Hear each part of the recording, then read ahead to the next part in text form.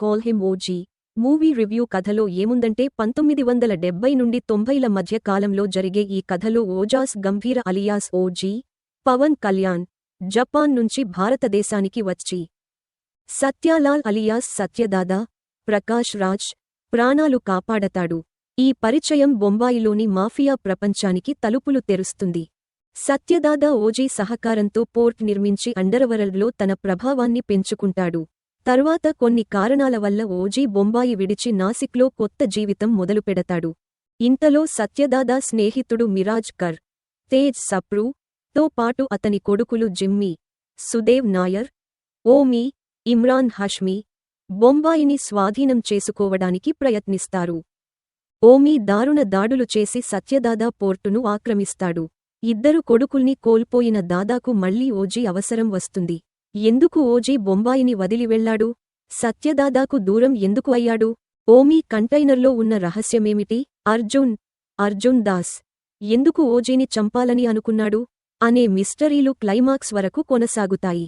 కథనం మరియు నిర్మాణం విషయానికి వస్తే గ్యాంగ్స్టర్ డ్రామాలు. ముంబై అండర్వరల్డ్ నేపథ్యం ఇప్పటికే అనేకసార్లు తెరపైకి వచ్చాయి. ఓజీ కూడా అదే ట్రాక్లో నడుస్తుంది. మొదటి నుండి క్లైమాక్స్ ఊహించగలిగేలా ఉండటం పెద్ద లోపం. ఎలివేషన్ సీన్లపై దర్శకుడు ఎక్కువ దృష్టి పెట్టి కథ మరియు భావోద్వేగాలను పక్కన పెట్టడం ప్రేక్షకుడిని విసిగించేలా మారింది. యాక్షన్ సన్నివేశాల్లో లాజిక్ అసలు పట్టించుకోలేదు.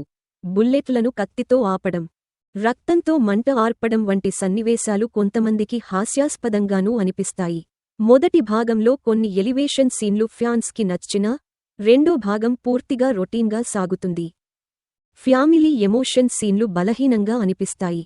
నటించిన నటీనటులు పవన్ కళ్యాణ్ వింటేజ్ లుక్లో కనిపించినా ఎక్కువ సన్నివేశాలు డూప్తో తీశారని స్పష్టంగా కనిపిస్తుంది.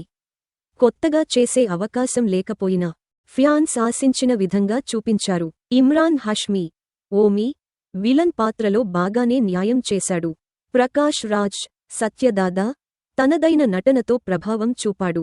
ప్రియాంక మోహన్ కన్మణి తక్కువ స్క్రీన్ టైం ఉన్నా తన పాత్రకు న్యాయం చేసింది. శ్రియా రెడ్డి గీత డిఫరెంట్ రోల్లో మెప్పించింది. ఇతర నటీనటులు తమ పరిధిలో బాగా చేశారు. టెక్నికల్ విషయాలు చెప్పుకుంటే యాక్షన్ సన్నివేశాలు భారీగా మౌంట్ చేసినప్పటికీ కొత్తదనం లేకపోవడం మైనస్. ఎలివేషన్ సీన్లు మొదట ఆకట్టుకున్నా పదే పదే రావడంతో నిరుత్సాహం కలిగిస్తాయి. క్లైమాక్స్ను పార్ట్ 2 కోసం వదిలినట్టు అనిపిస్తుంది. తుది విశ్లేషణగా దే కాల్ హిమ్ ఓజీ అనేది రొటీన్ గ్యాంగ్స్టర్ కథ. పవన్ ఫ్యాన్స్ కోసం కొన్ని ఎలివేషన్ సీన్లు బాగానే పనిచేస్తాయి. కానీ సాధారణ ప్రేక్షకులకు కథలో కొత్తదనం, భావోద్వేగం, లాజిక్ అన్నీ మిస్ అవుతాయి. రేటింగ్ 2.75 ఫ్యాన్స్కి సరిపడే ఎలివేషన్లు ఉన్నా కంటెంట్ పరంగా నిరాశ కలిగించే సినిమా.